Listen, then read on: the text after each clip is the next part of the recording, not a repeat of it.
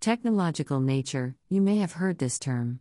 It's a term used to describe a picture of a natural scene that's been produced using computer graphics so that basically it isn't a real view, say of a garden or field, it's a virtual one, it's a picture that looks like a real scene.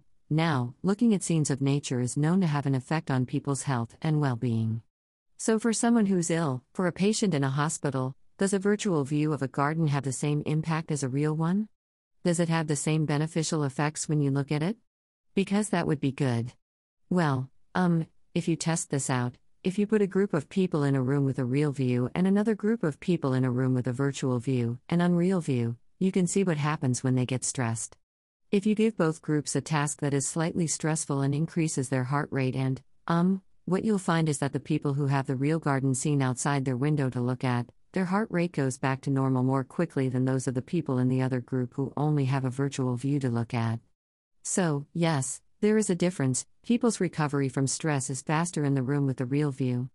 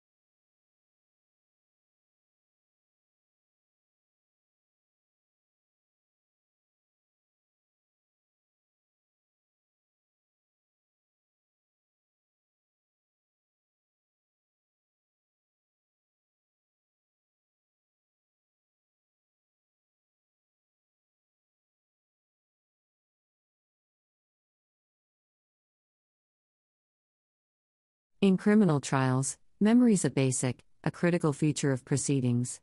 Both sides of the legal team, prosecution and defense, are likely to rely to some extent on witnesses, and on what they can recall of events that led up to or indeed formed part of the criminal act. Now it's been well established in various circles that memory can be unreliable, particularly if new information is introduced in cross-examination that hasn't been presented up until that point, new facts that witnesses were unaware of. A lot of research has been done to test the effects of this, and it can be very problematic. For example, if you show a group of subjects a video of a crime, then you get someone else to read them an account of the same crime, but adding in information, be it ideas or objects that weren't present on the video. What researchers have found is that when the subjects are asked to retell what they saw in the video,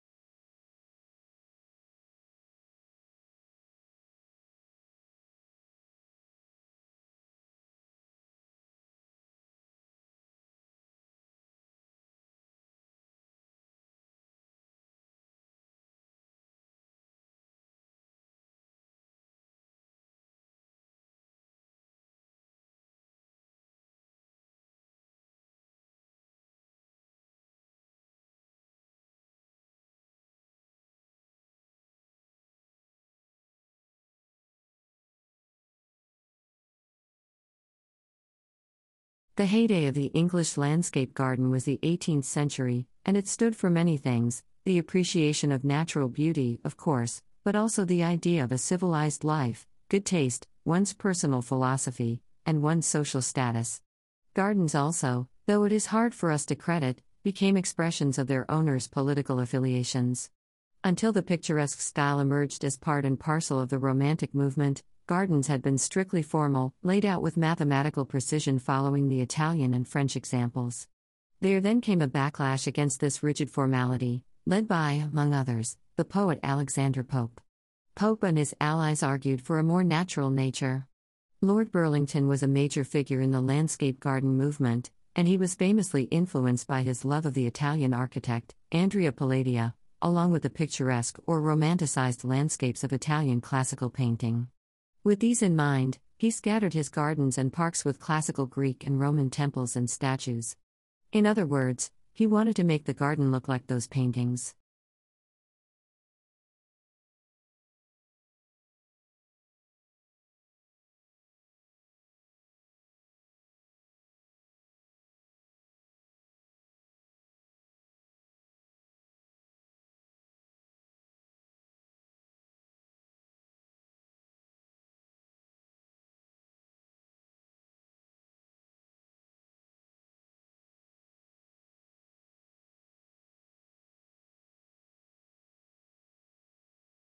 Before the beginning of the 1900s, the only way to obtain pearls was by collecting very large numbers of pearl oysters from the ocean floor by hand.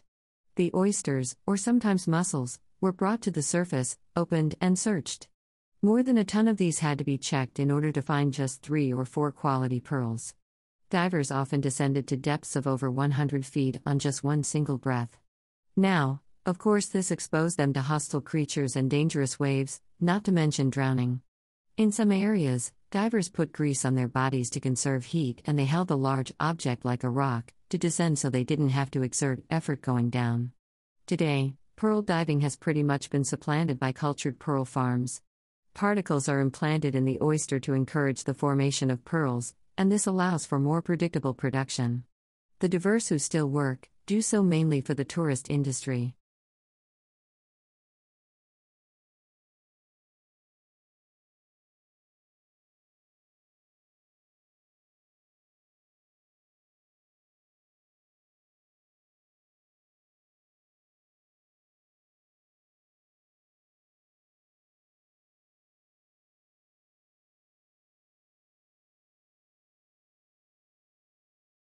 Almost everyone has heard of the London Stock Exchange, but relatively few know anything about the London Metal and Commodity Exchanges, yet these markets have a greater influence on world economies because they set global prices for some of the essential raw materials for industry and food manufacture. The LME provides 3 basic services to the world's non-ferrous metal trade. First, it is a market where large or small quantities of metal of a guaranteed minimum standard can be bought and sold on specific trading days. Second, it acts as a barometer of world metal prices. And third, it is a hedging medium, that is, it can help traders get some protection from price fluctuations that occur for economic, political, or financial reasons.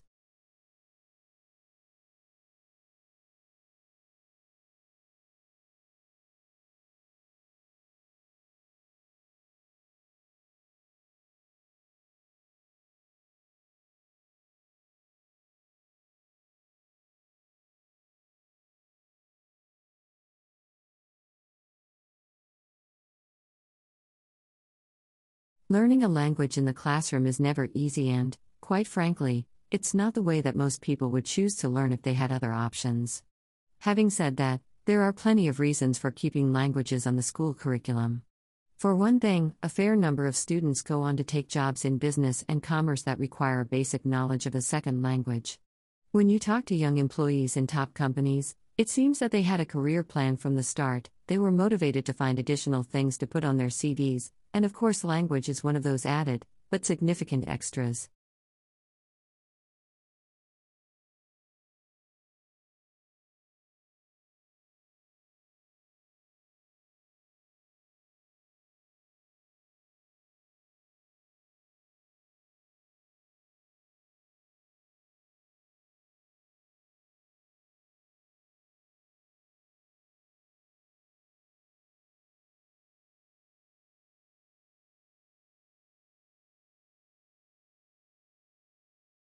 Ernest Hemingway was famously masculine.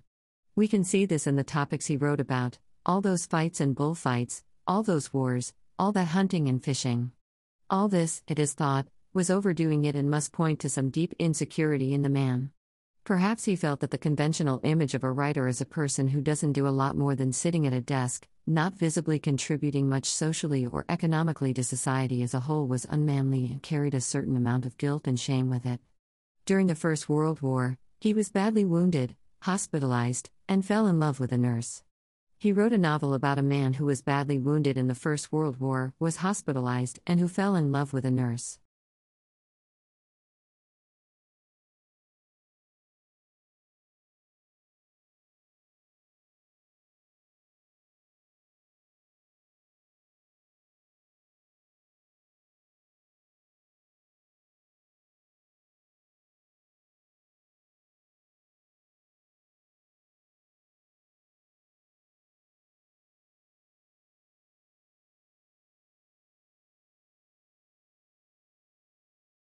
It is not often I get the chance to talk about the psychology of pop music, or rather the lyrics and the effect they have on young people. I must say at the outset that I'm not at all sure about the findings of a recent survey I've been studying, conducted over a period of 30 years. In short, it claims that late adolescents and college students are more narcissistic than ever before. This might well be true, and it might also be true that pop lyrics are becoming more self-absorbed, negative and violent. But this reflects the psychology of the writers and performers more than their listeners. Also, as the writers of the study are alarmed to discover, this radical increase in narcissism comes with higher levels of and depression, which, if you think about it for a second, is hardly surprising. Furthermore, they have detected a link with heightened anger and problems maintaining relationships.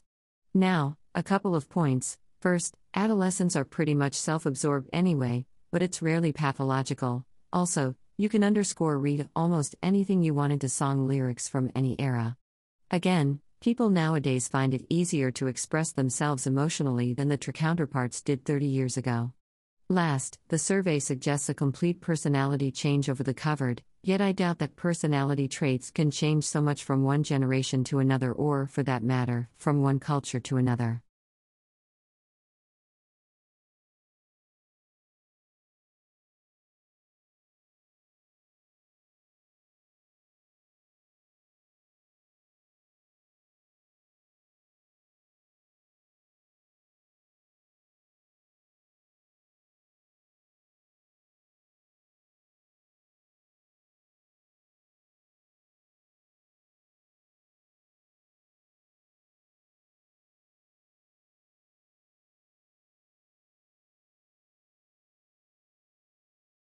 Surfing has been a central part of Hawaiian culture for hundreds of years. But surfing wasn't just a pastime for the Hawaiians in ancient times. It served as a kind of training exercise meant to keep chiefs in top physical condition. Chiefs demonstrated their mastery by their skill in the surf, and commoners gained popularity by the way they handled themselves in the ocean. As well as this, surfing served as a system for conflict resolution. Young males would test their surfing skills in fierce competitions, during which wealth, pride, and even romance.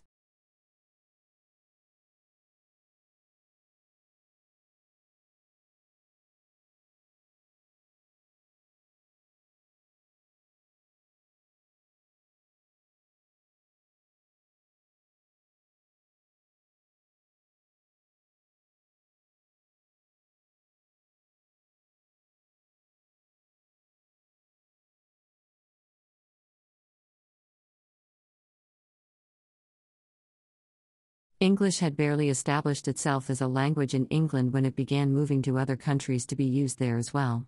Headed north to Scotland and then west to Wales. It then made its way across the sea to Ireland. That was in the Middle Ages. Over the course of the following centuries, it has put down roots all over the world, from the USA to South Africa, from India to New Zealand. Of course, in all these countries it has developed in special ways to suit the new contexts in which it found itself.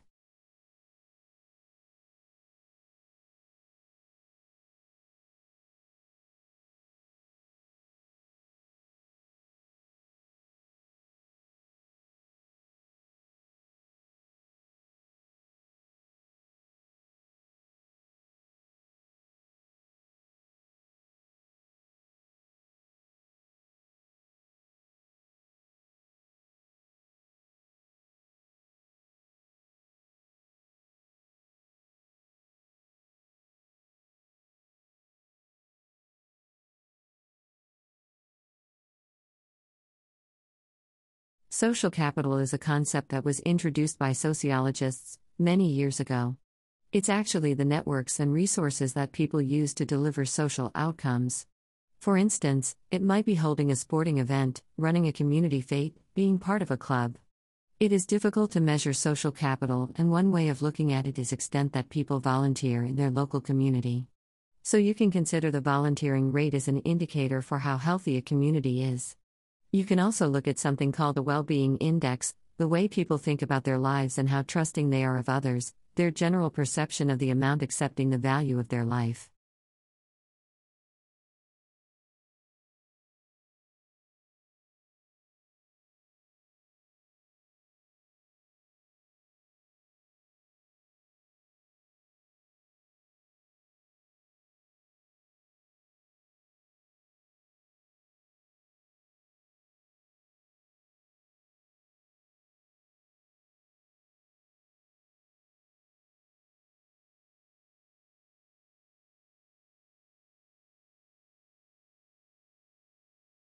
Balancing coursework and a part-time job requires effective time management.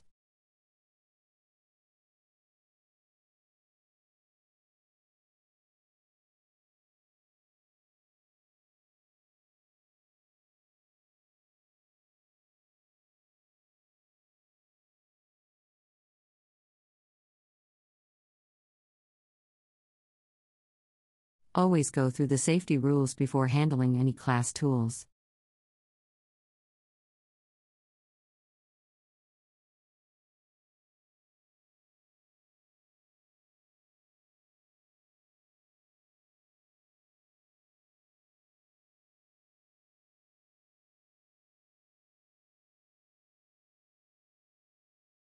Popular culture is now a serious subject of academic inquiry.